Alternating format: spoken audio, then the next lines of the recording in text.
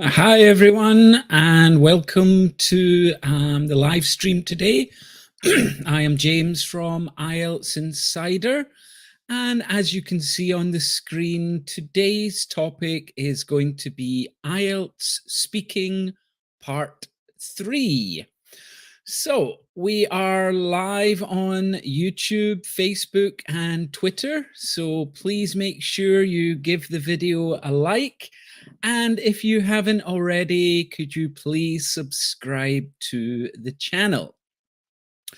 During today's live stream, if you have any questions, you can write them in the live chat and I'll answer them as we go along with the lesson today. So before we get started, we've got a few comments that have come up. Let's look at some of them before we start. So, Eunice is saying, hello, teacher James. Hello, classmates. Well, hello to you, Eunice. And Lavanya is saying the same. Hello. Hello, Lavanya. And Lavanya is also saying hello to Eunice. Very good. Layla. Hi, Layla. Good to see you. Okay, Layla's got a question here. How have you... okay. So this is a good example. We've got two kind of questions mixed up here a little bit, Layla. So, how have you been lately? That could be a question. So, how have you been lately? Get rid of the up to. Or, what have you been up to lately? So, both of them would be good. How have you been lately? Or what have you been up to lately? Well, you know, I didn't have a live stream for a few days. There was a kind of emergency, so I had to deal with some things, but I'm feeling good today and ready for the live stream. And Layla's also saying hi to everyone. Hello, guys. Hello, Anna Maria. How are you? I'm happy to see you again as well. And Eunice is just saying hello to everyone. This really is a friendly group, isn't it? Very, very nice. Yay. I think you're all having a nice talk amongst yourself. Very good.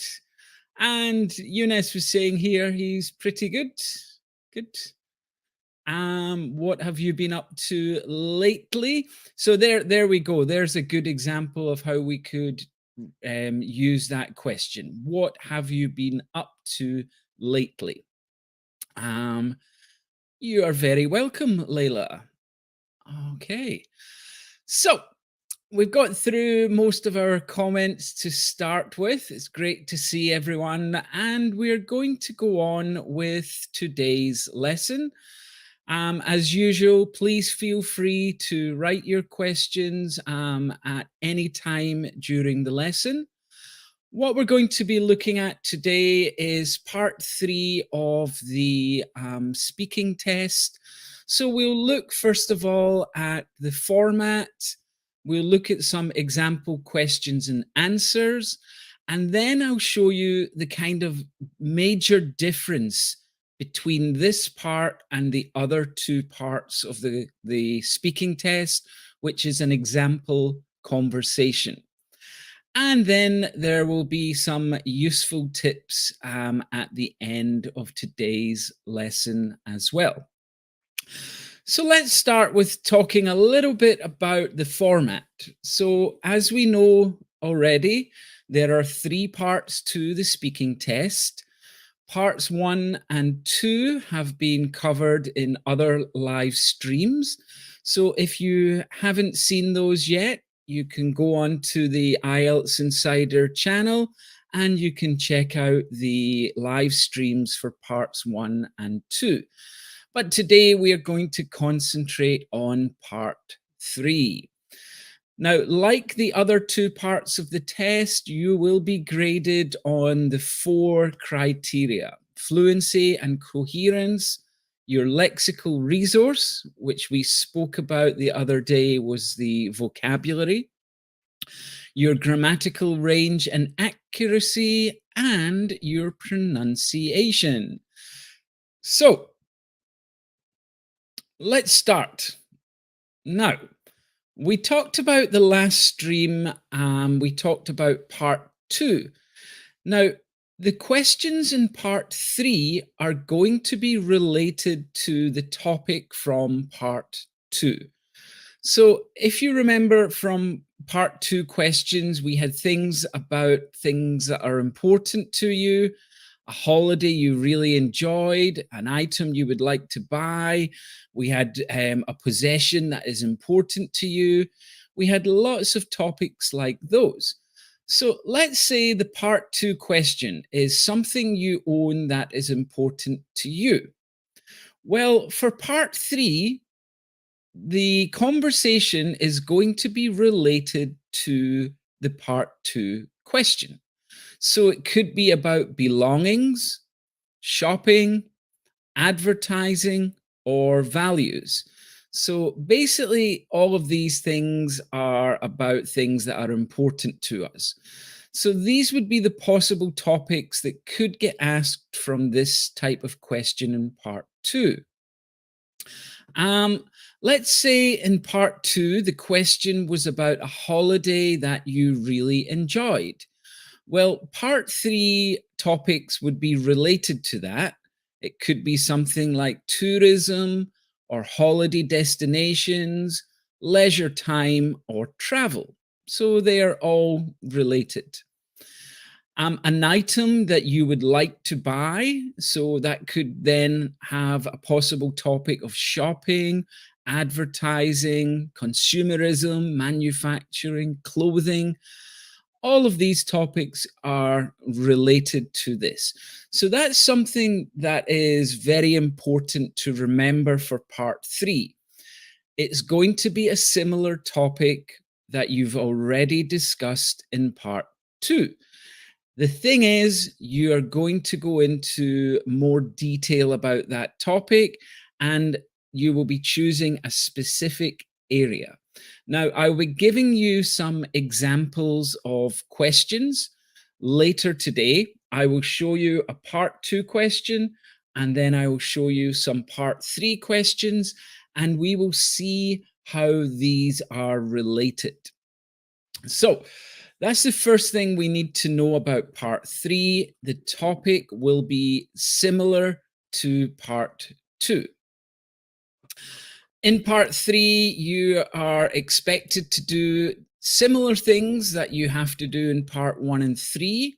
That is to communicate opinions on a specific topic, organize your thoughts clearly, speak clearly, fluently, and coherently, and use appropriate grammar and vocabulary. So, very similar types of things that are expected from you. This part of the exam should take between 4 to 5 minutes. The examiner will ask you a series of questions. You should answer these questions in as much detail as you can. And I'll explain this a little bit further.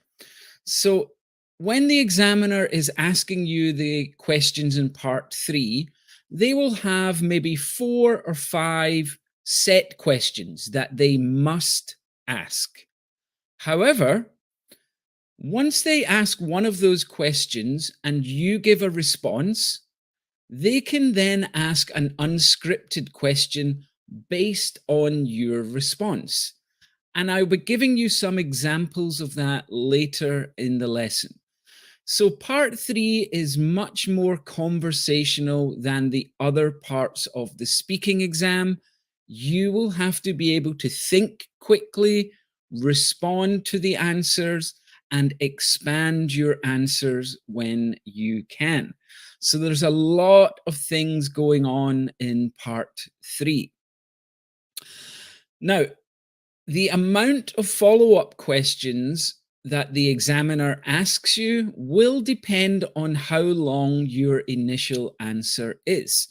So if you're giving very short answers in this part, they'll ask you a lot more questions. If you give longer answers, they will ask less questions.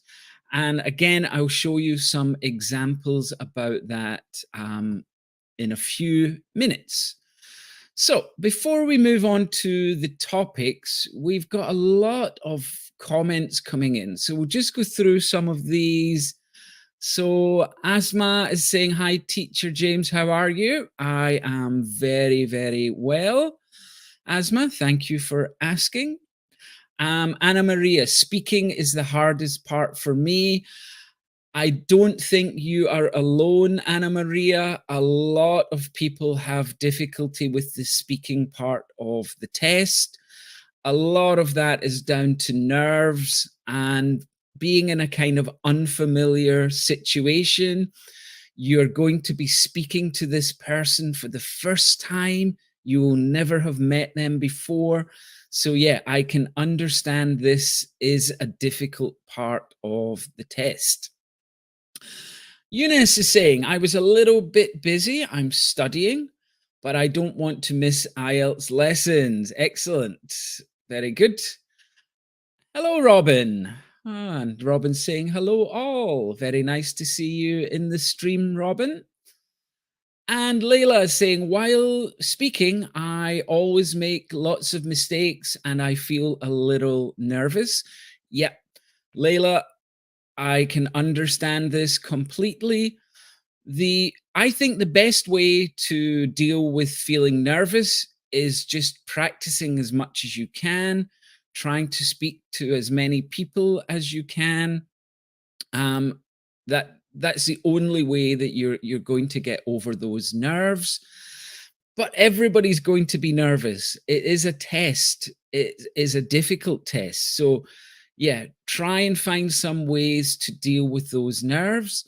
Making lots of mistakes, Layla. Everybody's going to be making a lot of mistakes. Again, a lot of practice. Record your answers, listen back, try to kind of reduce those amounts of mistakes. But yeah, we're all going to make mistakes. I feel I speak in a messy way. What should I do? Um, One thing that can happen is people just start speaking without thinking. If you maybe take 1 or 2 seconds to collect your thoughts and then start speaking, it kind of might give you a chance to organize your brain before you start speaking. Because a lot of people, if they just start speaking straight away, just any idea comes out and it may be difficult to understand and not well structured. So maybe take maybe 1 second or 2 seconds just to have a quick think before you speak, and that could help. It certainly could help organize your thoughts. Um, we've got a lot of here. Hi, Robin. Hi, Robin. Hi, everyone. Hi, Robin. Okay. I saw the ads. No need for IELTS to study abroad. Is it true? Lavanya, I'm not sure about this question. Um, I know when you study abroad, there are a few different certificates that can allow you to study abroad. IELTS is one of them, TOEFL is another. There are some others as well.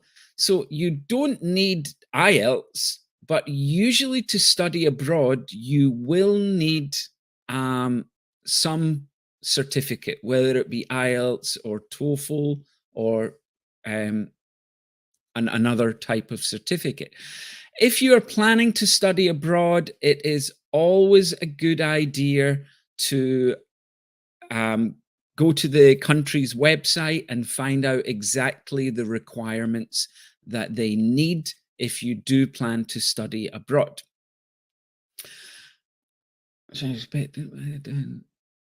Yeah, Yeah, so the number of questions which I expect to be asked by the exam depends on how long my answers would be. Yes. So I'll come to this a little bit later, Layla, but I'm not talking about the initial questions. In part three, there will be four main questions, maybe five main questions. That will not change. You will be asked them. What I mean is the amount of follow up questions for each question will change depending on how long your answers are. And I'll try to explain that a little bit more. So, oh, thank you, Robin. Remember to like the video, everyone. Yes, if you can, just go down and click like. Um, Anna Maria, in this part, should we use long answers or short? I personally think the more detail you give would be better. Um, but short answers can be okay. As I said before, if you're giving short answers, you're going to get a lot more follow up questions. So I think trying to give as much detail as you can is very, very useful in part three of the IELTS exam. Sometimes I forget some vocabulary when speaking and still need time thinking to complete my sentences. Mirnawati, that is fine. It's okay to take a little pause and then go on with your answer. You may lose some points for fluency of speech, but if you feel comfortable doing that, I think that's okay. Take a little bit of time, pause, think about what word you want to use, and then go on and speak. The more practice you have, I think the less time you will need to do that. But it's okay. Take a little bit of time to think, then complete your sentence. Although you might lose some points for fluency, that's okay. You will get your point across. So don't worry about taking some time to think. Sania is saying, I try to speak, but no words appear. Well, I think it happens to everyone sometimes. They just cannot think of the word. Again, if that happens, maybe a deep breath, clear your mind, and try to speak again. And last question for now. I guess some students feel more comfortable while speaking, but others don't. Yeah, it depends on their personalities. Excellent point, Layla. Some people are very outgoing and they love speaking, they love talking to other people. Some people are more reserved and a little bit shy. So, for people who are more reserved, I think the speaking part of the test is going to be more difficult. If you have an outgoing personality, it could be a little bit easier for you.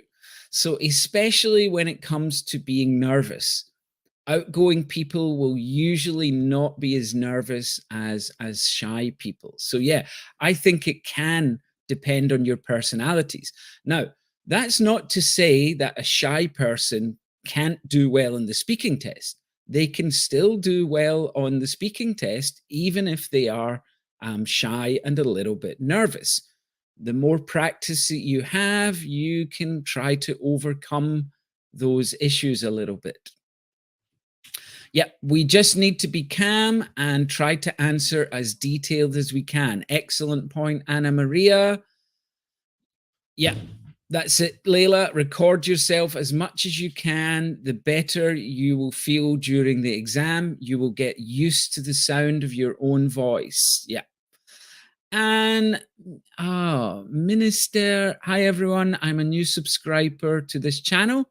I tend to keep continuing to follow this course, even though I'm new, but I'd like to ask a question. Yeah, ask any questions that you would like during today's stream.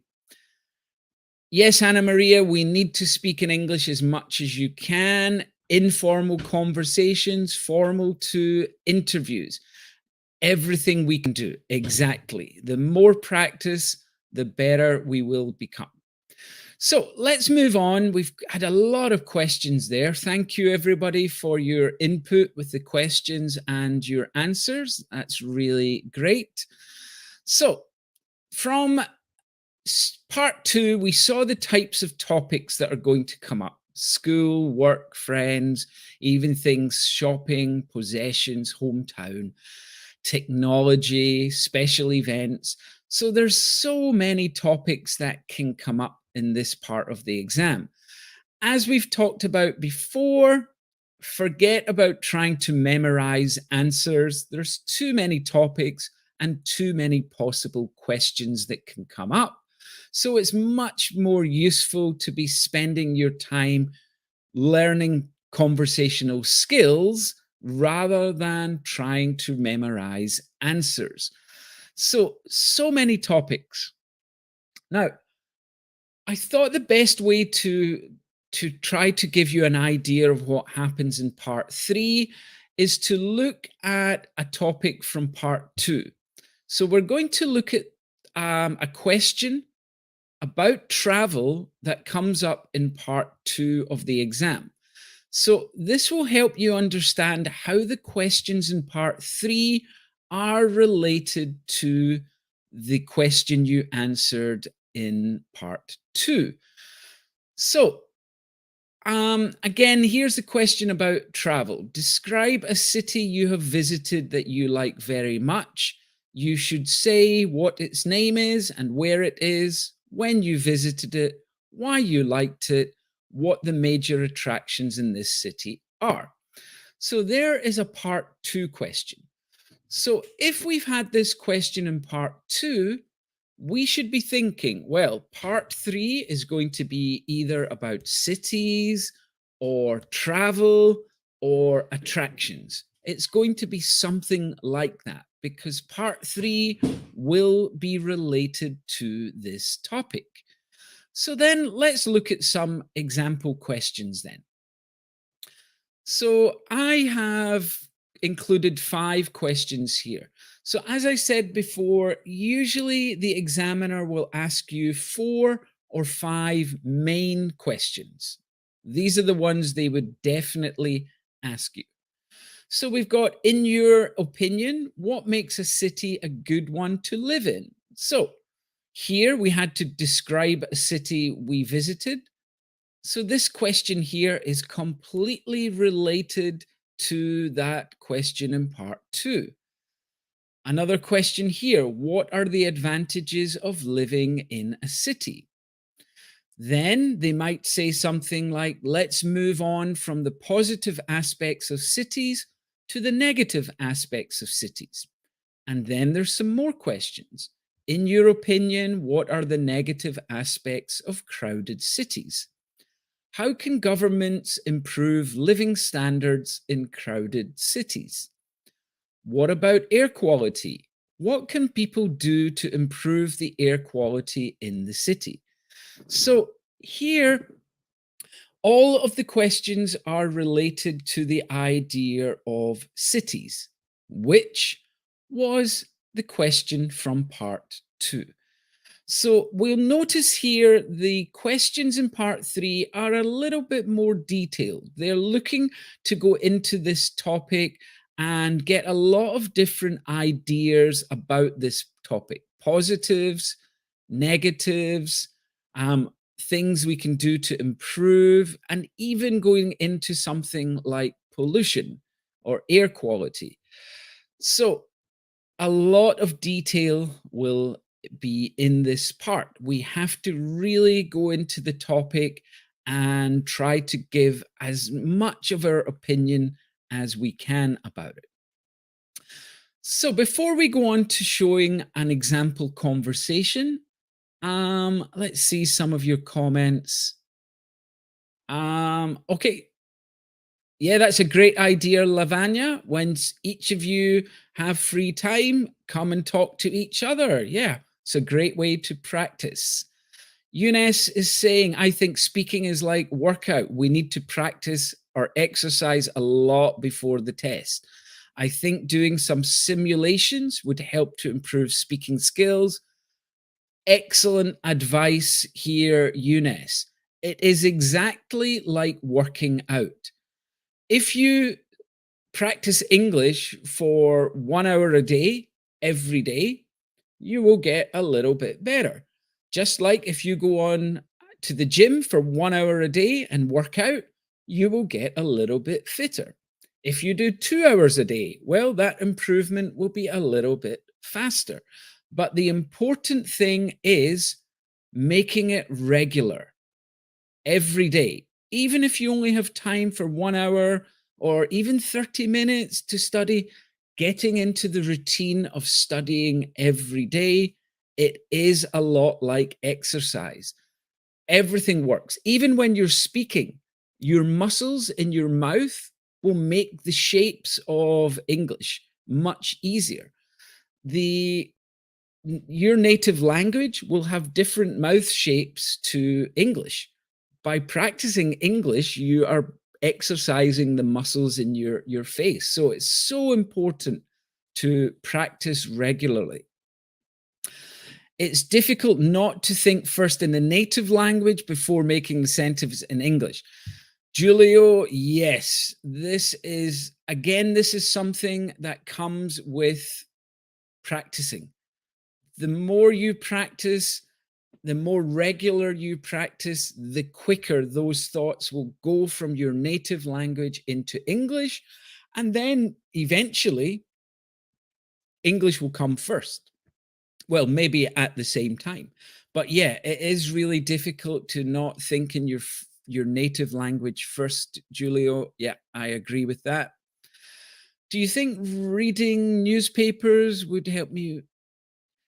Yeah, Layla, I think if you read newspapers, as I said before, things like the Guardian, the New York Times, the Washington Post, even in your country, there will be an English language newspaper.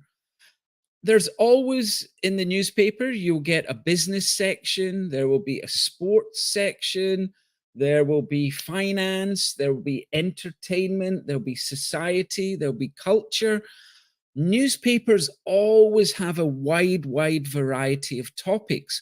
So that is an excellent way to become more familiar with topics and more familiar with the vocabulary that we would use to talk about those topics. So, yes, Layla, reading newspapers, I think, is a great way to become familiar with a variety of topics. Anna Marie is saying, so James, is it a conversation about ourselves, what we think, and things like that? Well, sometimes they will ask you what you think, but it's not really so much about your personal experiences this time. If we look here, in your opinion, what are the negative aspects of crowded cities? So you have to give your opinion here, but it's not really about what you like and dislike. It's more about what you think about a topic.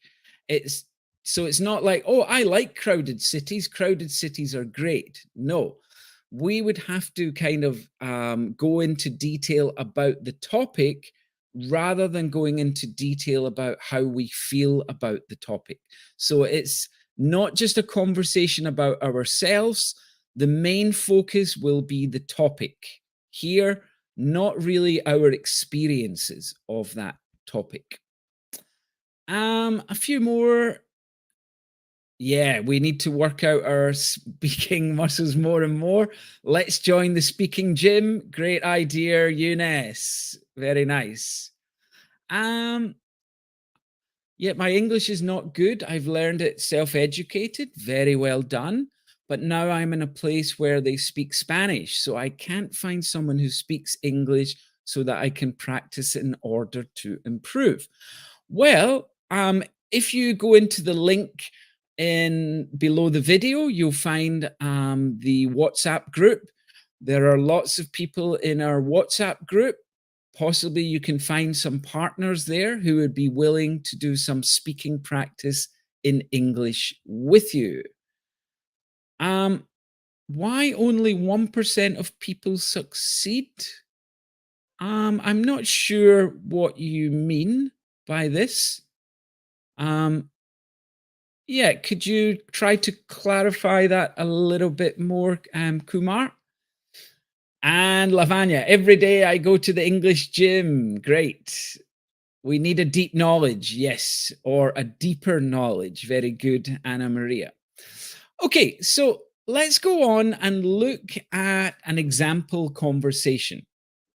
So I have chosen one question here, one main question. So that main question is this one. In your opinion, what makes a city a good one to live in? So I'm going to give you a kind of example of how this question could go in the exam. So we've got E for the examiner, TT is the test taker. So the examiner could start, in your opinion, what makes a city a good one to live in? You may respond, I think for a city to be a good place to live in, it must have a lot of convenient facilities. So this is quite a short answer. So the examiner might ask you a further question. They're trying to get you to expand this answer. So, what kind of facilities do you mean?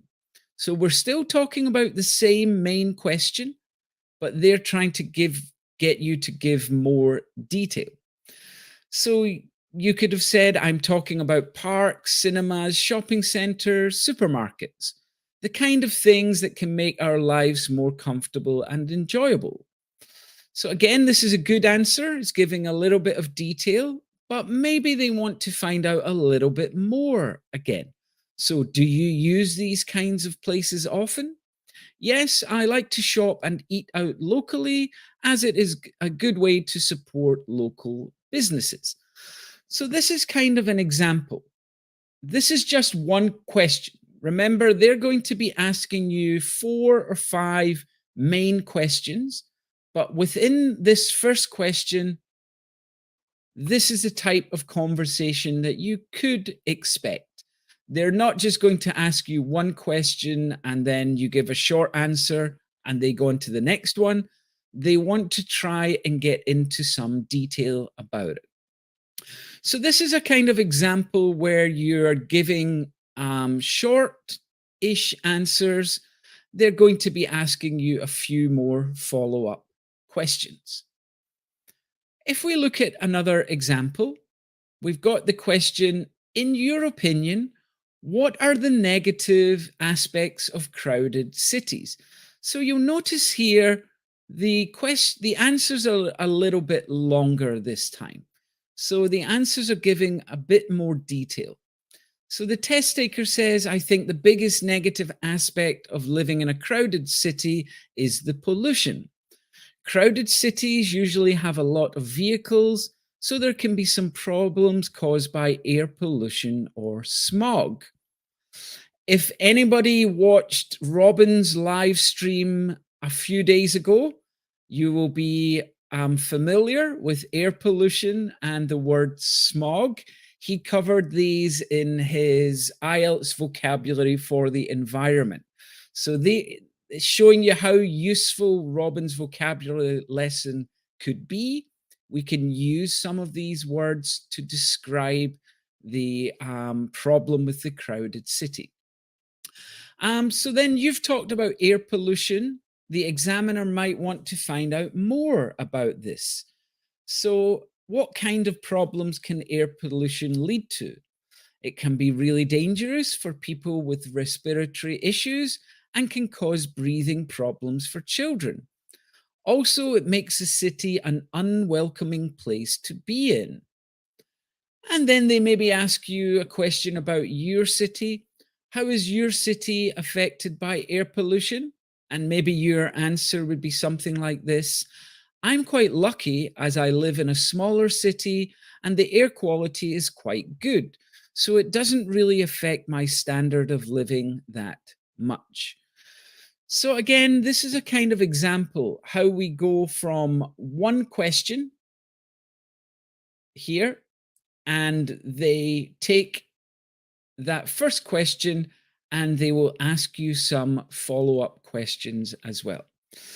Now, I'm going to give you one further example here. And this example, the person is giving much longer and more detailed answers. So you'll notice this time there's only one follow up question, only one extra question. So the question here is, how can governments improve living standards in crowded cities? So the test taker's given quite a detailed first answer. They've said, this is a very complex issue, but I think there are a few things that could be done. First of all, I think it would be a good idea to build some new green spaces within crowded cities. Also, governments could tax vehicles and petrol more so that residents use their cars less often. So, very detailed, and the examiner maybe wants to find more about car use. So, they say, what effect do you think reduced car use would have? I think this could help the air quality quite considerably, which would result in a healthier and happier environment for the inhabitants to live in. Also, I think cities would be safer places to walk around if there was less traffic.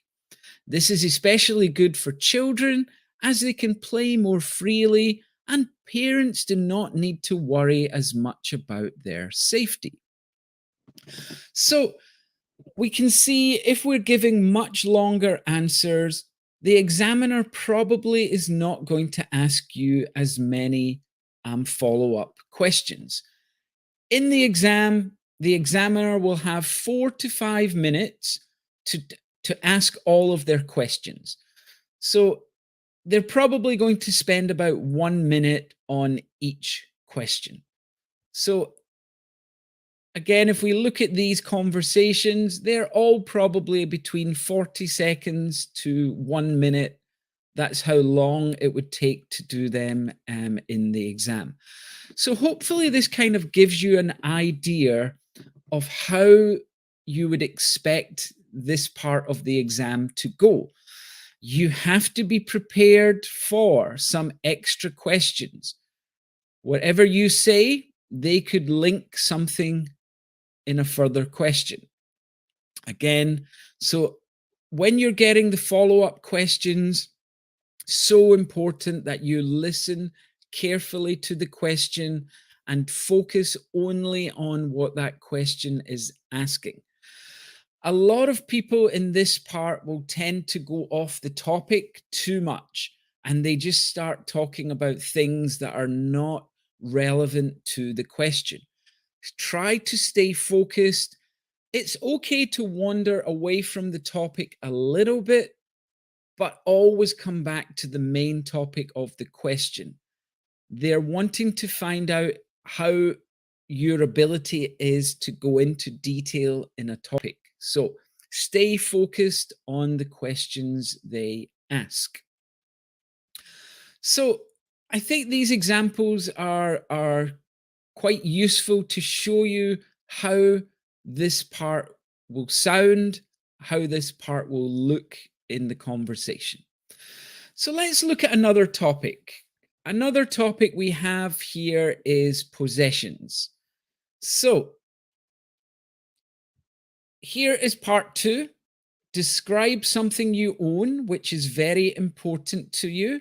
You should say where you got it from, how long you have had it, what you use it for, and explain why it is important to you. So, part two is about possessions. Part three is going to be a topic related to possessions. So, let's look at some example questions. Let's consider, first of all, how people's values have changed. Well, this is about possessions. This first part is about possessions that give people status in your country. So it's not exactly the same topic, but it is related to that topic. So we've got what kind of things give status to people in your country? Have things changed since your parents' time? So maybe different generation. What things were important to people 25 years ago? Are they the same now? If they are, explain those things. If they are not the same, we can show some of those differences. And then finally, let's talk about the role of advertising. Well, advertising is very much related to possessions, things that we buy. So, here, do you think advertising influences what people buy? In what ways does it influence them? So, again, the part three questions are very much related to the topic from part two. So, we've got something important to you, possessions. We've got values, which are related to possessions, advertising related to things we buy. So, part three, part two are always going to be closely related. And we'll look at one more example, the topic of special events. Again, this was another topic we looked at in the video from part two. Please remember, if you haven't seen the live stream from part two, visit the channel and you can go back and watch that part again. So part two question, describe a special event or festival that you liked. You should say what the event was, where it was, what happened, and why you liked it. So the part three questions are going to be linked to either event, special event, festival, something like that. So let's see. We have been talking about a special event or festival that you liked. Why do you think celebrations are important in society? Okay, there we go. Linked. Celebrations are linked very much with this. Do you think celebrations are experienced differently by the different generations? Again, this is talking about your parents' generation or your grandparents and your generation. Is that different? Then they're going to go on and talk about international events. So, again, it's related to part two.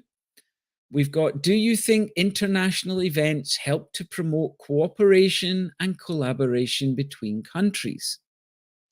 Do you think international sporting events are more popular with the older or younger generation? Do you think we will see changes in the future to international events? And if so, what sort of changes might we see? So we can notice here, this one we're going into some detail about ourselves, a personal experience. Here we're talking about the topic in a more general way, not in a personal way. We have to give our opinions on what we actually think about the topic rather than our personal experiences. So all of the questions are related to events and festivals, but they're really going into the topic in more detail rather than going into your personal experiences in more detail. Um, okay, so in my opinion, very well. So you're thinking here only 1% of people succeed in your opinion. Um, I I don't know. In the IELTS test, I think a lot of people do succeed. The thing about the IELTS test is it's not an ABCD test. It's a test where you have a target to achieve. So some people that target is 5.5. They are a success if they get 5.5. Other people's target might be 7. Well, they would be a success if they get 7. So the IELTS is a kind of strange test in the way that it's not really about your score. It's only about the score that you need to do something. So let's say if you are planning to get citizenship to the UK and you need a score of 6.5. Well, that 6.5 is like an A for you. Let's say you are going to college in Harvard University and you need a score of 7.5. Well, 7.5 is like an A to you. That is how we should be viewing the IELTS test. What score do you need? Let's try and achieve that score. Um, then from now on, we should try expanding our English knowledge by testing several English resources. Yeah, Layla, the variety of resources you use is very, very important. When you're listening, listen to different accents, listen to people talk about different topics, listen to men, listen to women. Try to get as broad a perspective as you can. When you're reading, read different styles of articles, newspapers, website blogs, books. Read as many things as you can. When you're practicing speaking, if it's possible, try to speak with as many people as you can. So yeah, use as many English resources as you can. Hopefully, in the near future, we're going to have our website updated with a lot more resources for you to use. So, we'll give you some information when we start adding more to the website. Anna Maria, I feel we should try reading about different kinds of topics to know vocabulary and discuss what we read with someone else. Yeah, I've always advised students that I've taught to get some study groups going, choose an article, read the article, talk about the article. It's a great way to practice the new vocabulary that you have learned. It's a great way to practice reading, speaking, and listening, because if you're talking about the article, you have to listen to other people's opinions and then respond to those opinions. That is a fantastic suggestion, Anna Maria. Layla is saying, what are the reasons that make many students not pass the test? Um, Again, some people just set unrealistic goals. Some people who are basic level English say, I want to get 8 on the IELTS test, where that is not a realistic goal. So a lot of people give up because they can't reach the goal that they have set themselves. So I think that's a really important thing. Set yourself a realistic goal that you think you can achieve. If you set the bar too high, you could lose interest, you could lose motivation quickly. So that's maybe one reason many students don't pass the test. Other students just give up. I think that's what happens in life sometimes. They don't have enough time to invest in studying, and they give up as well. Um, then all parts of speaking are related to each other, right? No, Layla. Part one is going to be different. So part one will be about everyday topics. That will be a different kind of subject. Parts two and three will be related to each other. So part one will be a different topic. Part two and three will be similar topics. Would incoherence cause losing points? If yes, and just in case, how much points would it lose? Is it a big mistake? For example, giving incoherent opinions, how to handle that? Well, yes, it will lose you points, Eunice. If we go back and look at the grading criteria, fluency and coherence are put together. So, for example, if you give an answer and you say one opinion, but later in that answer you give an opposite opinion, people are going to be confused, and that will show that your answer is incoherent. you will lose points for that. Yeah. So, how to handle that? Well, I suppose you could correct yourself. Let's say during an answer, you change your opinion. You could say, excuse me, actually, the more I think about it, the more I believe this. So you could self correct in that situation and change your opinion. There's no problem in doing that. But one way that you can help your coherency is take a little bit of time before you answer. 1 or 2 seconds to get things going in your mind. Thinking that little bit can really help with the coherence of your argument or the coherence of your answer. Um, how much? How many points would it lose? Eunice, it really depends on how incoherent you are. If it's just a few small mistakes, but the people can still kind of understand the flow of your argument, you won't lose many points. But if one sentence is saying something, the next sentence is different, next one, and it really becomes confusing for the listener, then you'll lose a lot more points for this. Layla's saying, as you know, some students take the exam twice, but each time they failed in a row. In this case, what do they do? Unfortunately, Layla, they have to just keep taking the test until they get the score that they need. And this is a big problem I have noticed. A lot of students are desperate to take the test. They want to take the test too early and they are not fully prepared to take that test. So it's always, again, I come back to realistic goals.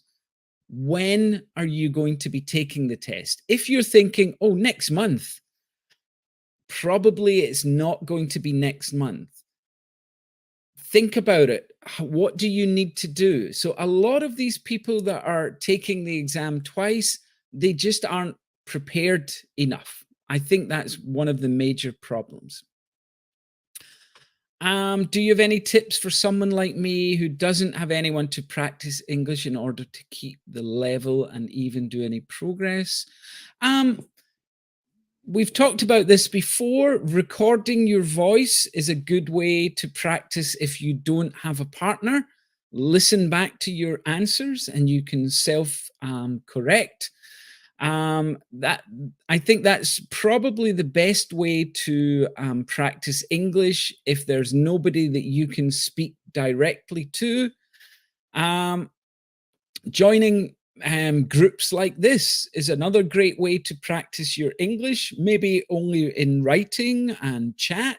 But again, that's another good way to practice some interaction. You might notice some mistakes you are making. But yeah, I think if you want to practice speaking, record your answers, listen back about this. Okay, I'm enthusiastic about giving us some English resources to increase our knowledge. Excellent, Layla. So we'll tell you exactly when new material is on the website. What's the advantage of practice? Like everything, Kumar, practice makes you better at things. It took me about 5 years to learn to play the guitar well. And that was because of practice. I practiced every day. It's the same with anything. If you want to do something well, you've got to practice. You cannot become better at something if you don't do anything about it. So, practice is so important no matter what you are doing. Every skill that you want to learn, you've got to practice. James, do you have a podcast or account in Twitter that you can recommend us to improve our knowledge about these kinds of topics? I do have some, and I will, if you ask that question again in the WhatsApp group, Anna Maria, I'll have a look for some resources that can help you with that. Okay, so Let's go back to what we were talking about. So we've looked at some example conversations for parts 2 and 3. Please remember these topics are closely linked to each other. So, some listening tips here. A lot of these are similar to the tips from part 1 and 2. Some are more important. Now, because there's going to be follow up questions, you have to be alert. When your answer finishes, you've got to go from speaking to listening straight away. So, listen to the questions carefully. Now, don't be scared to ask the examiner to repeat the question. So, let's say the examiner asks a question really quickly and you don't fully understand it. Don't just answer any question. It's okay for you to ask them to repeat the question. So you could say something like, "Excuse me, could you say that again?" Or, "I'm sorry, I didn't quite understand the question." Or, "Could you repeat the question for me?" Those things are okay. It's much better for you to ask the examiner to repeat the question rather than you answering the wrong question. So don't be scared to ask the examiner to repeat the question. Answer the questions as fully as you can. The more detail you can give, the better your score is going to be, and probably the less follow up questions you will get. Be prepared for the follow up questions. So once you've given your answer, don't just go, "Oh, that's me finished." No, keep your focus all through part 3.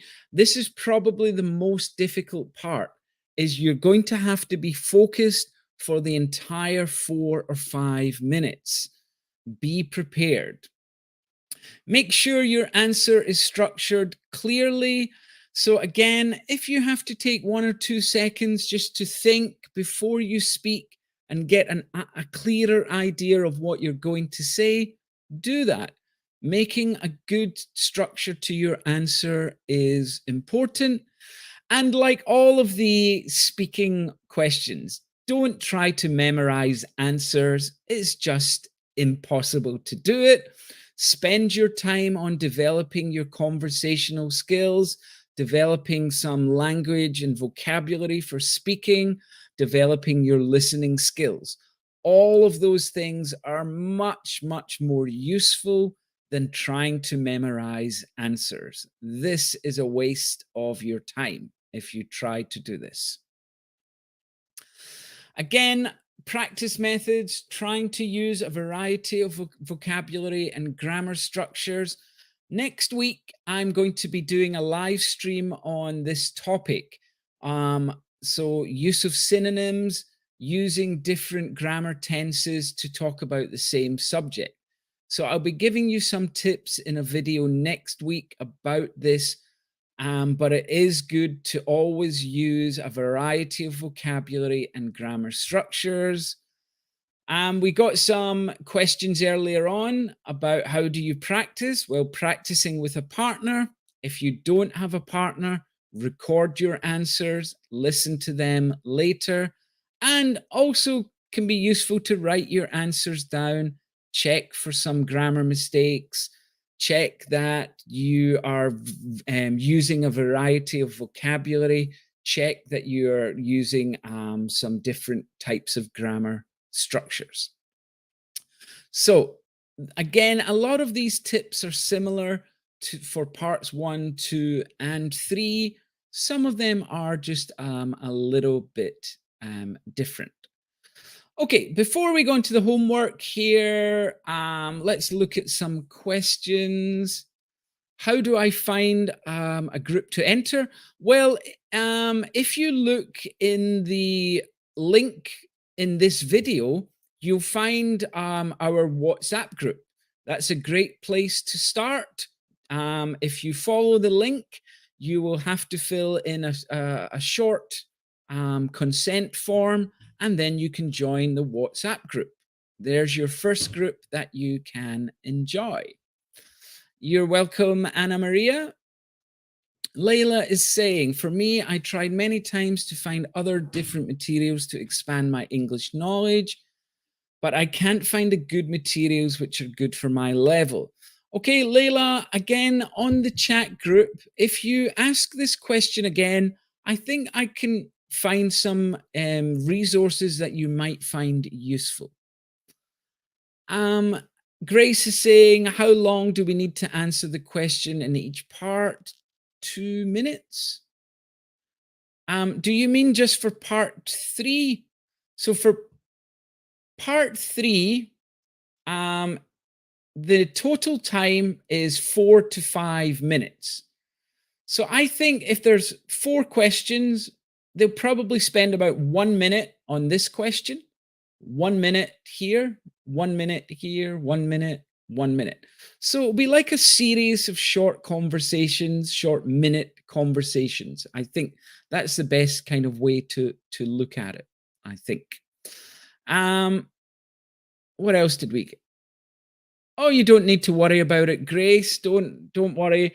You can always go back and watch the beginning of the live stream again once it's uploaded onto the channel. And Layla is saying the hardest part of speaking is structuring my answers correctly.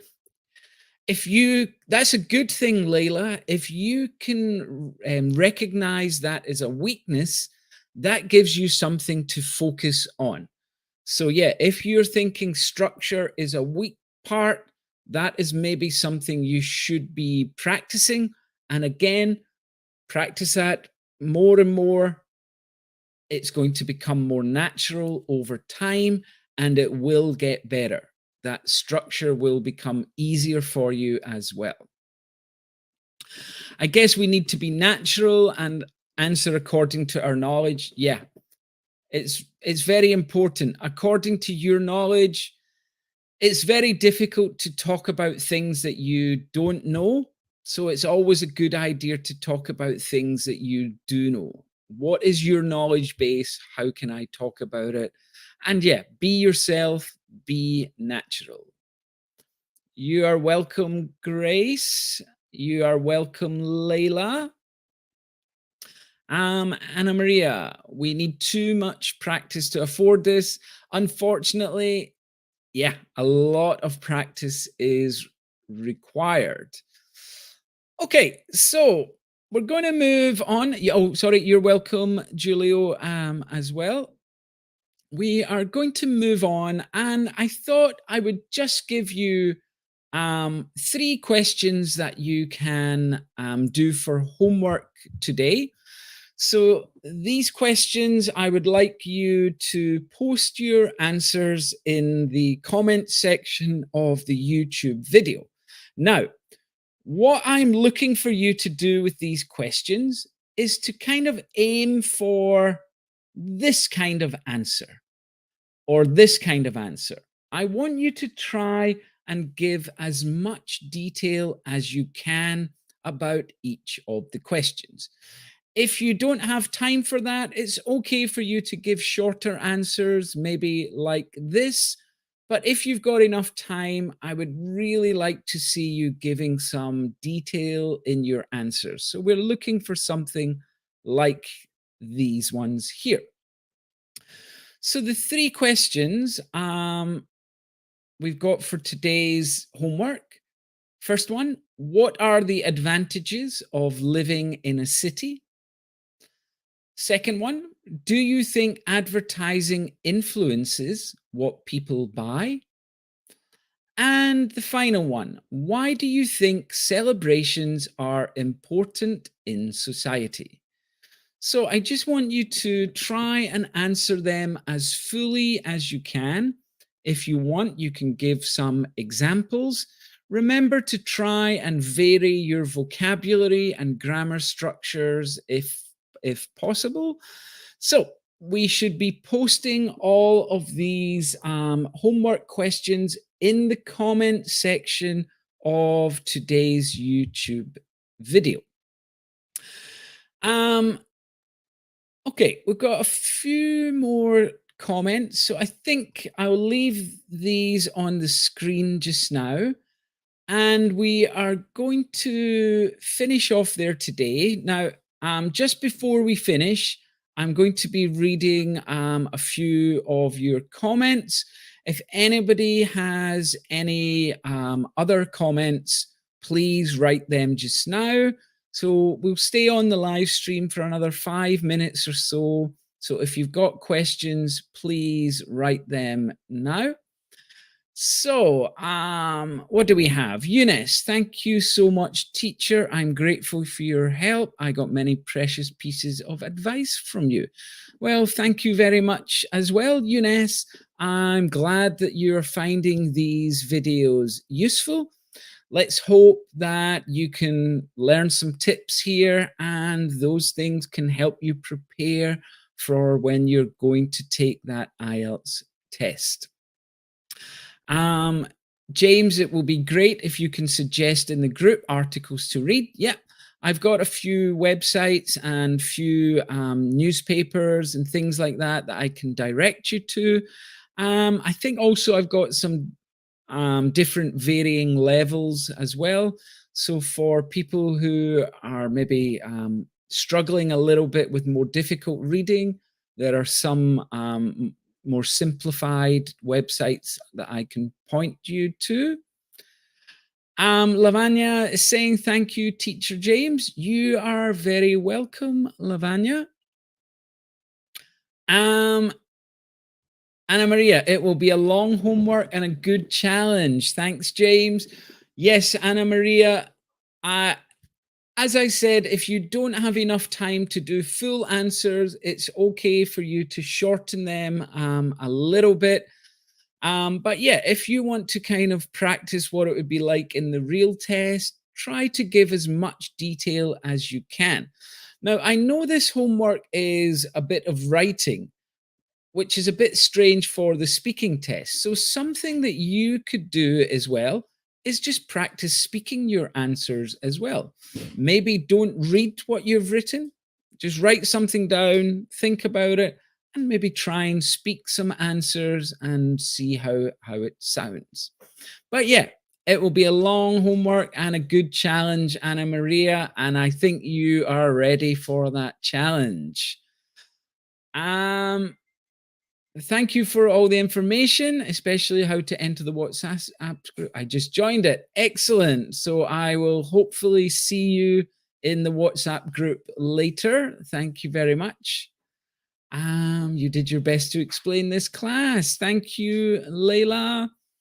And Anna Maria, I will try my best. It's a good opportunity to receive your feedback. Yeah, please use that feedback. That's a free resource for you. I can explain the things that you're doing well, and I can make some small alterations as well, correct some vocabulary or grammar usage. So I'm glad, Anna Maria, that you're finding the feedback useful. So we're going to finish the live stream there today. Please remember to like the video. If you haven't already subscribed to the channel, please do so. And I will be back on Friday this week, and I'll be doing a live stream on some useful tips for the IELTS speaking test. So I think a few people on the WhatsApp group had suggested this for a live stream. So yeah, I thought it was a good idea. I'll be giving 10 useful tips for the IELTS speaking test. You are very welcome, Anna Maria. Thank you for everybody that participated in the lesson today.